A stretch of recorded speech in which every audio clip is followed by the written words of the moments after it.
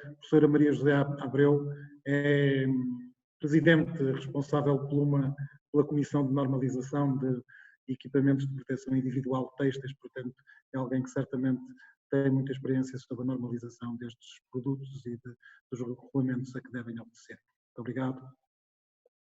Muito obrigada, boa tarde. Queria cumprimentar a audiência, especialmente o Sr. Presidente da Câmara, o Sr. Dr. Domingos Bragança, e também o professor Joaquim Cunha, desculpe, António Cunha, pelo Gabinete de Crise e Transição Económica e, portanto, eu vou complementar um bocadinho a informação que já foi dada pelo Pedro, de uma forma bastante prática, um exemplo prático, e eu também fiz um pequeno levantamento realmente dos casos que tem havido, mortes e também de óbitos, óbitos e de casos de infecção, e neste momento está a decorrer um projeto com os alunos de mestrado que arrancou em fevereiro de 2020, portanto nós já antecipámos um mês com esta preocupação do Covid-19, em que os alunos apresentaram as primeiras estatísticas em finais de março, em que nós tínhamos 24.000 mortos e nós neste momento temos 4 vezes mais, portanto já estamos nos 137.000 mortos em menos de um mês e também quadruplicou o número de casos a nível mundial, portanto estes são dados de hoje de manhã de Johns Hopkins University. Portanto é algo preocupante e comparativamente com outros casos de pandemia que têm existido no século XXI, não falando já das pandemias que têm existido nos séculos anteriores, nomeadamente no século XX, a SARS só teve uma pequena percentagem ou um pequeno número de casos de óbitos, mesma coisa com a MERS e um bocadinho mais grave com a ébola, mas podemos verificar que realmente o Covid-19 veio realmente mudar completamente esta ideia ou do significado que é uma pandemia, não é? Todos nós estamos a senti-lo neste momento. Portanto, aqui são os casos cá de Portugal, realmente para verificarmos que nós aqui no Norte, principalmente no Distrito do Porto e distritos afins, Aveiro, por exemplo, são realmente os mais fustigados, mas mesmo assim temos valores muito, muito baixos comparativamente com o resto do mundo, estamos nem a 0,1% de casos confirmados em todo o mundo e menos de 0,5% também de óbitos comparativamente com o resto do mundo. Portanto, isto são dados de ontem. Medidas que nós podemos tomar, obviamente as mais importantes é realmente verificar quais são as principais formas de contaminação e evitá-las, obviamente. É por isso que nós neste momento estamos todos confinados em casa, não é? E estamos a ter este workshop através desta ferramenta do Zoom. Portanto, as principais formas de contaminação é realmente através do contacto, principalmente, e também no caso de respiração, da tosse, do espirro, portanto tudo isto pode levar à contaminação do meio ambiente de quem esteja infectado com o Covid e, portanto, infectar assim as restantes pessoas que o rodeiam, não é? Através do toque de uma maçaneta de uma porta, de uma simples porta do elevador ou do interruptor da luz, por exemplo, na escada do prédio, e portanto medidas preventivas estamos a tomá-las, a tentar realmente a diminuir este impacto. Aqui também um estudo interessante que foi feito ainda recentemente pelos meus colegas na Bélgica e na Holanda, realmente verificar como é que as partículas se dispersam quando alguém espirra, e principalmente, por exemplo, no caso da prática desportiva, que nós estamos em confinamento, mas podemos fazer aquela hora chamada higiênica, não é? Que muita gente aproveita para fazer exercício físico. E, portanto, está comprovado que não se deve ir atrás de ninguém, muito menos correr ou andar de bicicleta, porque estamos sujeitos a levar um grande número de partículas e podemos verificar aqui as vermelhas são as mais pesadas que também vão logo para o chão, não é? Mas mesmo assim continuam a pairar durante 6 minutos as restantes partículas no ar e podem-se realmente espalhar por mais do que 2 metros. Portanto, temos aqui também portanto, o exemplo da corrida, em que verificamos que mesmo tendo um distanciamento relativamente grande, de 5 a 7 metros, continuamos a estar sujeitos às partículas que são libertadas. Tenho aqui um vídeo, não vou mostrá-lo, depois se alguém tiver interesse pode ver, mas também é outro estudo que foi apresentado de alguém, por exemplo, tossir ou espirrar no supermercado e podemos ver aqui a proliferação das partículas durante o tempo e, portanto, é chocante verificar realmente o impacto das partículas e, portanto, da contaminação. E realmente aqui, mais uma vez, a questão das máscaras é muito importante e realmente usar máscaras que não transmitem falsa segurança. Eu acho que também essa questão, as pessoas pensam que estão seguras e não o estão. Portanto, o que é que nós temos que fazer? Tentar limitar o risco, eliminar é muito difícil, não é? Envolver o risco, portanto, usando máscaras ou vestuário adequado. Neste momento o que nós estamos a apostar é afastar o homem, portanto, o distanciamento social, e temos que arranjar formas de protegermos para podermos ter novamente uma vida minimamente normal. Rotas de infecção também ao nível de, como já falei, contaminação por contacto. Aqui só alguns exemplos muito simples, por exemplo, de uma partícula, de uma escama de pele, porque, por exemplo, no bloco operatório, o que usa-se vestuário de proteção não só para proteger o médico ou o staff que está no bloco, mas sim para proteger o paciente, o doente, com as partículas que são libertadas pelos médicos e pelas pessoas presentes no bloco operatório. Por isso que existe a tal pressão negativa, não é? Para as partículas não pairarem no ar, para evitar o quê? Infecções nosocomiais ou infecções pós-operatórias, porque uma escama de pele numa ferida pode infectar e, portanto, levar a estas infecções. Portanto, todo este controle, portanto, já não é permitido, tecidos convencionais de algodão é liminarmente proibido pelas normas, pela normalização e obviamente pela certificação, e portanto temos que arranjar alternativas, não só de uso único, que também esse é um dos problemas que nós temos, é que neste momento estamos a ver que existe uma grande necessidade de não tecido, por exemplo, para fazer vestuário de proteção e não temos produtores. Cá em Portugal não existe ninguém, existiu uma empresa no Cartacho, mas praticamente os nossos vizinhos espanhóis também têm alguma indústria, mas muito pouca, portanto está tudo realmente na Ásia. Soube ainda há poucos dias atrás que a Alemanha, que é um dos produtores de não tecidos, por exemplo, fez um consórcio com uma empresa portuguesa, enviou os não tecidos para serem confeccionadas cá as batas e depois ficarem cá algumas, mas o resto volta para a Alemanha, porque eles não têm confecções para executar este tipo de trabalho. Portanto, estão a surgir estas sinergias derivado a esta crise. Portanto, as partículas são o principal problema, portanto temos que conter as partículas, neste caso não propriamente as partículas do vestuário ou do corpo do utilizador, mas sim as partículas que transmitem o vírus.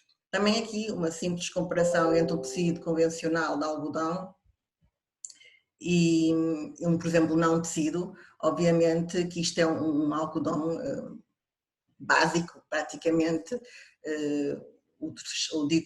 a dita t-shirt não é propriamente aqui, mas muito parecido e, portanto, deixa passar todo o tipo de partículas e podem ver pela dimensão das partículas e, por exemplo, do vírus, que é muito menor do que uma partícula sólida. Portanto, temos de ter muita atenção aos materiais realmente e das estruturas que nós vamos usar para nos proteger. Aqui depois são estruturas como o melplão, que é um não tecido que realmente não permite a passagem, neste caso, bactérias. Nós temos mais experiência com antibacterianos do que propriamente com antivíricos, também acho que é um grande desafio também verificar o que pode funcionar também agora como antivírico. Temos aqui também outro não tecido spunlace que também, portanto, é mais compacto, não permite tanta passagem das partículas e, neste caso, do vírus. Temos depois as nanofibras, também o nosso departamento tem projetos neste âmbito e que, portanto, é uma aposta para combater e tornar um material mais confortável, mas ao mesmo tempo de barreira. E, portanto, existe sempre aqui também, lá está aqui, neste caso, um reutilizável, que também deve ser uma aposta aqui da nossa indústria têxtil, porque realmente existe produtores nacionais, em que nós temos que criar um material que seja efetivamente uma barreira, mas ao mesmo tempo confortável e, portanto, deixe respirar, portanto, deixe de passar a respiração, mas que não permite a passagem das gotículas que contêm ou podem conter o vírus. Portanto, realmente aqui é sempre um jogo muito grande entre as propriedades de barreira e as propriedades de conforto. Portanto, aqui os não tecidos apresentam algumas mais-valias, não apresentam libertação de partículas, há uma questão de limpeza, porque normalmente são considerados, devem ser esterilizados, e também uma questão da oferta, porque é feito em grandes quantidades. O problema aqui neste momento é que não o produzimos e, portanto, estamos neste momento também com esta dificuldade. Por outro lado, os tecidos têm todas as características do conforto, o toque, a respirabilidade e, portanto, as várias utilizações que podemos ter. Aqui é só explicar um pouco a contextualização dos EPIs e dos dispositivos médicos. Porquê? Porque existe aqui alguma sobreposição, até há dualidade de critérios, por exemplo, aos dispositivos médicos, principalmente os que são vestíveis. Porquê? Porque são ao mesmo tempo um EPI, portanto aqui uma bata, por exemplo, ou um fato, tem que obedecer tanto à norma dos dispositivos médicos como também ao dos EPIs, que agora, com a ameaça do Covid, houve uma certa levantamento, destas restrições com esta recomendação de 13 de março, que permite colocar produtos no mercado sem estarem certificados, não é? E sem estarem, por exemplo, estéreis, que alguns produtos existe esta exigência que neste momento foi retirada para aplicações fora do âmbito normal desses produtos. Portanto, esta é uma oportunidade para as empresas, como o meu colega Pedro já disse, não é? Pensar um bocadinho uma reconversão industrial e também o Dr. Joaquim Cunha também já falou na reindustrialização, não só da Europa, mas também de Portugal. E, portanto, isso também temos que ter em conta para prevenir futuras crises, que certamente as vai haver, infelizmente, sejam elas sanitárias, como esta pandemia, ou sejam elas bélicas ou climáticas, que também, infelizmente, também temos temos que contar com estas diferentes crises. Aqui também o professor António Cunha já tinha referido, portanto eu faço parte de duas comissões, de certa forma aqui na comissão dos EPIs, um bocadinho a pensar que as batas cirúrgicas eram EPI, afinal em 99 não eram, quando comecei este estudo, eram considerados um dispositivo médico e eu no início não desconhecia esse fator. Portanto, comecei a trabalhar com esta comissão técnica, é uma comissão técnica que tem vários grupos de trabalho, não vou entrar em grandes pormenores. Estas normas que estão aqui citadas são as normas que o IPQA penso que é só o IPQA, disponibiliza aos fabricantes ou quem esteja interessado em fabricar produtos que necessitam de se basear nestas normas, nomeadamente contra os agentes infecciosos, que é um dos principais produtos que são consumidos neste momento, ou também para o tipo 3 e 4, contra agentes químicos. Pronto, em Portugal, quem é que é responsável? É o CITEV, Porquê? Porque tem a subcomissão 5, em que eu sou a coordenadora, e portanto que é responsável pela normalização ou de tradução e implementação destas normas em Portugal. Aqui também são alguns grupos de trabalho que fazem parte da CNTC 162, são 9 grupos, portanto é uma imensidão de diferentes setores, vão desde o desporto, aos fatos de mergulho, vestuário de alta visibilidade, luvas, até chegar então aos EPIs propriamente ditos. Depois os dispositivos médicos são todos aqueles que são utilizados no bloco operatório, portanto são muito regulamentados e portanto são mais difíceis de serem produzidos porque realmente aplicam um investimento inicial bastante grande, mas que depois até pode ser bastante vantajoso. Portanto, penso que a indústria deve também pensar um pouco também no investimento inicial e depois do retorno que vai ter. Portanto, os dispositivos médicos classe 1 são aqueles que podem ser produzidos com materiais têxteis, em que nós temos os dispositivos chamados não ativos, como as batas cirúrgicas, como os campos operatórios ou drapes, os fatos de ambiente controlado, que são muito utilizados nos países nórdicos e, portanto, são aqueles que nós podemos produzir. Depois, pronto, está aqui a definição, que é um dispositivo médico não ativo, portanto tem a ver que realmente é algo que não está ligado a nenhuma corrente ou fonte de energia, no fundo é isso. Portanto, também aqui existe um grupo de trabalho europeu, que também faz parte, sou perita nacional, em que quem é responsável por portanto é a ONS, é a APORMED e, portanto, que regulamenta este tipo de normas das batas, coberturas e máscaras, muito importante. O colega falou nas máscaras sociais, existem outro tipo de máscaras que também temos que pensar nelas e que podem ser também uma mais-valia, porque também necessitam de, principalmente pelo pessoal médico e dos doentes nos vários hospitais.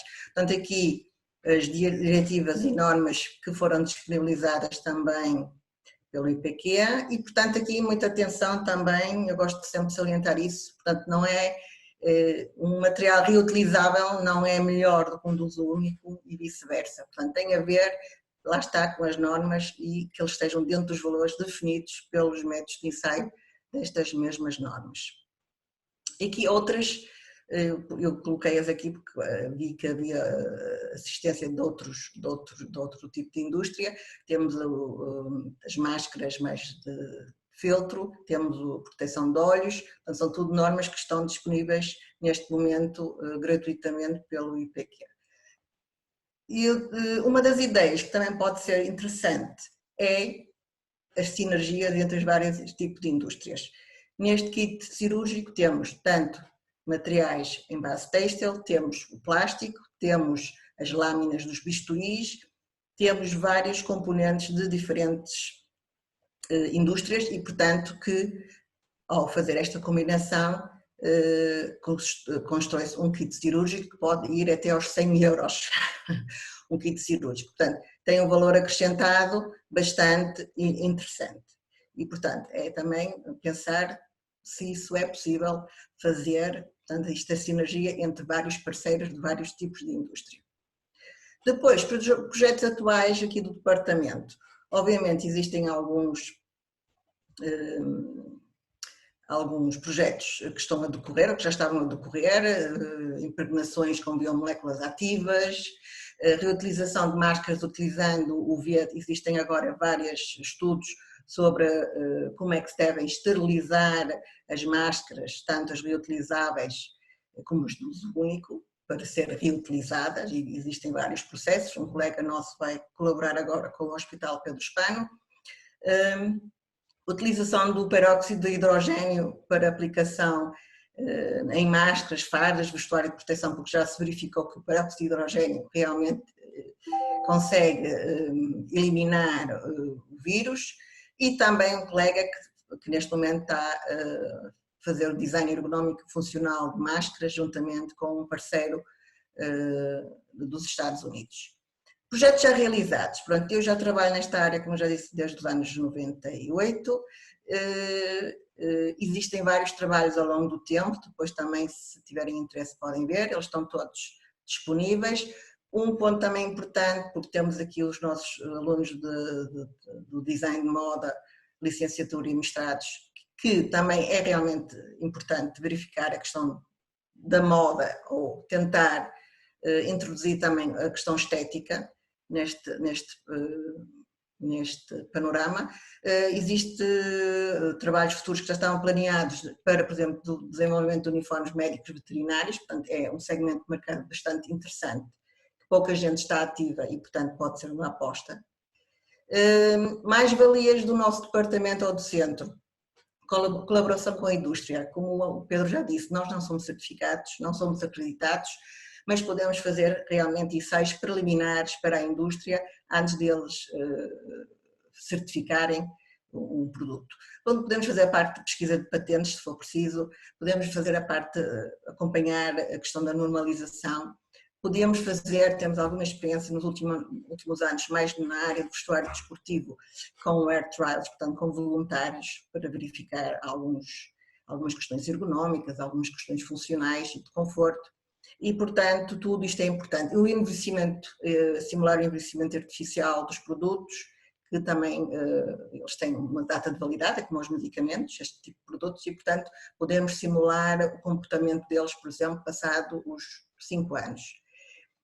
Como já falei no início, houve um projeto em Design e Marketing 2, que é do mestrado em Design e Marketing de Produto Têxtil, Vestuário e Acessórios, que começaram a desenvolver em fevereiro, inícios de fevereiro, um equipamento de proteção individual para o Covid-19. Nós, nessa altura, nem sabíamos que ia ser o que está a acontecer, portanto, não tínhamos a mínima ideia que ia ter este impacto e, portanto, os alunos estão a trabalhar neste projeto, neste momento, também à distância, mas realmente verificámos que havia aqui um segmento que se poderia explorar e realmente, infelizmente, verificou-se que é verdade. Aqui os requisitos também é proteção, nível de desempenho, os alunos obviamente têm que ter este cuidado, sendo eles designers, engenheiros, os requisitos de conforto, os estéticos obviamente têm mais sensibilidade e todas as outras propriedades que devem ser integradas no design total do produto. Aqui é um protótipo de um projeto dos fatos de ambiente controlado, que são os tais fatos usados no bloco operatório. Aqui era uma tentativa que nós fizemos e criamos protótipos para integrar uma bata com o fato de ambiente controlado, que são coisas bastante diferentes e, portanto, conseguimos fazer alguns protótipos tanto reutilizáveis como de uso único e, portanto, obteve-se aquilo que nós nos propusemos juntamente com a empresa que promoveu este projeto. Portanto, existem inúmeras possibilidades, portanto temos realmente de tentar agora explorá-las e tentar acompanhar e criar as tais sinergias entre os vários setores. Obrigada.